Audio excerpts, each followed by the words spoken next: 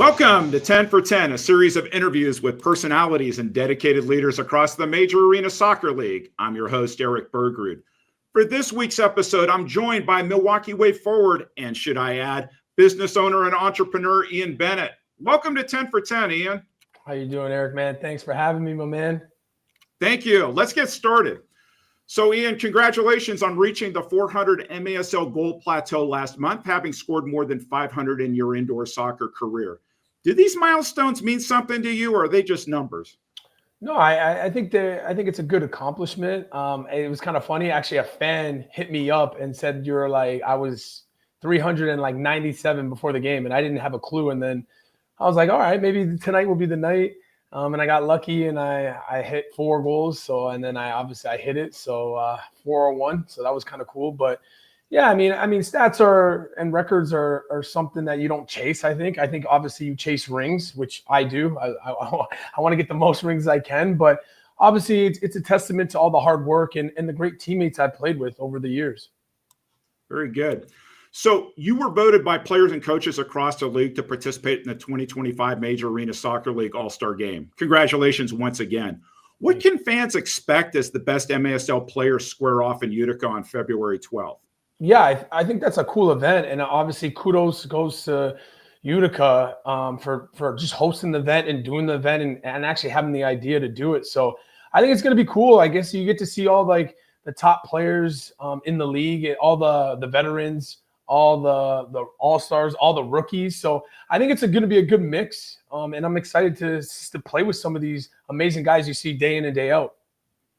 So during the offseason, MASL teams loaded up on free agent signings, and some younger players have blossomed, including your teammate, Alex Sanchez. How would you assess the competitive balance in the league this season? Yeah, I think it's great. I think a lot of these young kids are starting to make a name for themselves. They're starting to get some confidence. Like the first 2 years, it's kind of the learning curve. And then obviously year 3, hopefully they shine. And I think you guys got a good player out there in KC too, that Leo guy too. He's a kid. And you know what's funny? They're all coming out of Chicago too. So it's kind of crazy. So, but Sanchez, man, the kid is, we always used to make fun of him. The lights were too bright during the games because he's been doing this stuff at practice. And now it's good to see it come out in the games. And he's just a fantastic player. And just like all these other guys around the league. So it's really good to see. So that way us old guys, when we pass the torch, the league's in good hands, man.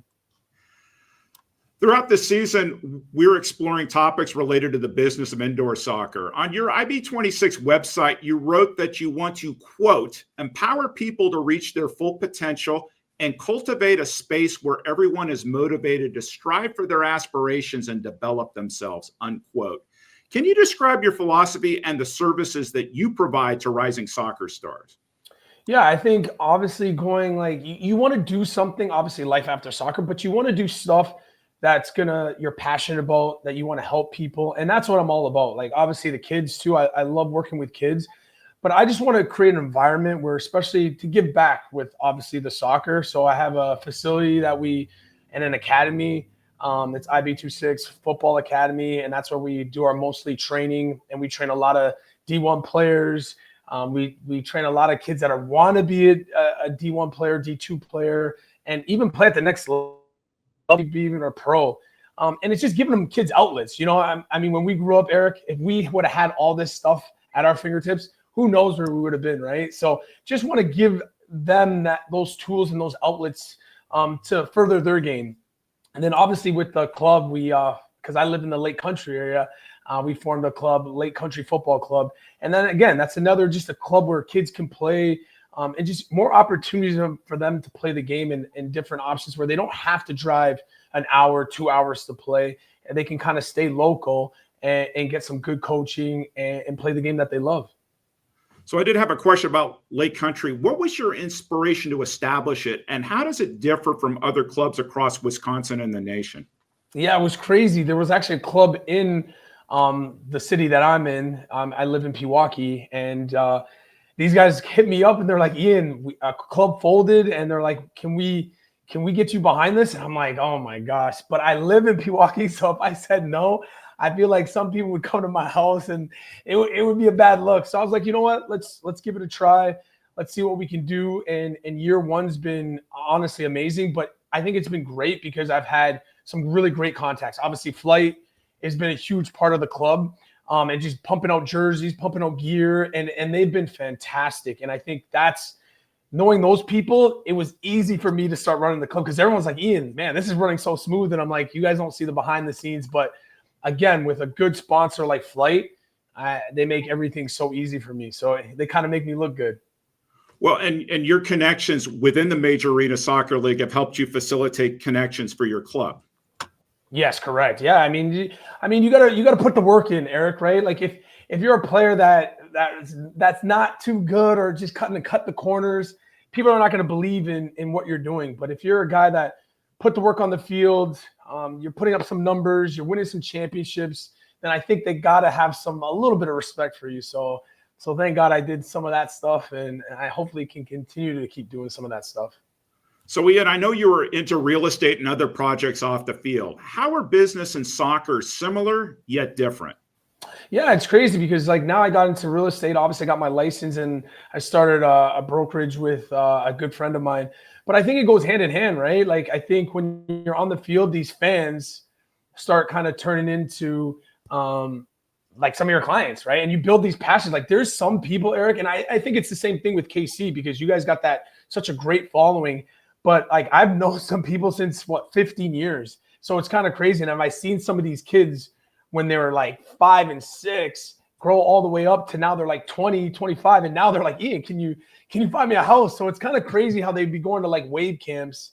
And now you're training them all the time at Wave camps. And now they're like, Ian, we're looking for a house. So it's just kind of cool how it's just kind of full circle and you're in the community. And that's the whole thing I was about. Can I be in a place where I can build a community? I just didn't want to be the soccer guy. And then once soccer's done, just go on the wayside and just kind of do my own thing. I just wanted to be still a part of the community after I'm done playing. So that's what we try to create, and my team and all the people around me, we've created.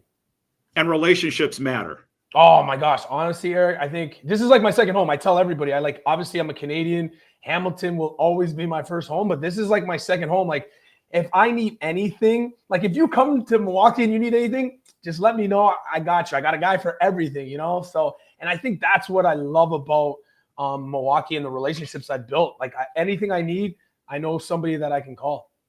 So you talked about rings earlier. As a member of the Wave, you've won 3 indoor soccer championships. What mentality does it take to lift the championship trophy in this league? Oh, man, Erik, that's such a great question because you know how it is. You can have the best team. Stuff could happen. Injuries could happen. You could just be unlucky. It just doesn't bounce your way. But it honestly, I think it's day in and day out. You got to be consistent. And I think it starts with training. Your training habits with your team have to be top notch. So if you guys are training hard, you're going to get some results. And then you got to bring it every day when you play in this league, because some of these teams are just so good. And then some of the players are just so dangerous, man.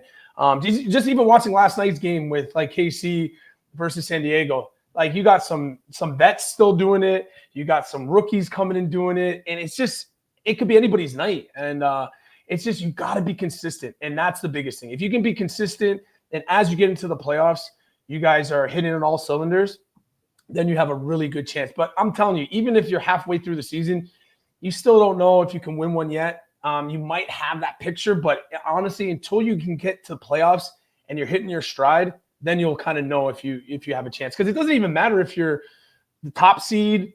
You just got to kind of get in. And then if you're firing, once you get in and you get hot, anything could happen. So final question, what would winning another MASL championship mean to you at this stage of your career? Oh my gosh, I told everybody to the city, I go, that's when I can retire. I need to win another one. I have to have 4, and then I can retire. I'll keep playing if it's soon, obviously. But I told the city I got to bring them 4. That was my job, and that's what I'm going to try to stay true. I got to bring 4 to them because I felt like the one in Monterey when they played us and they had 3-point goals.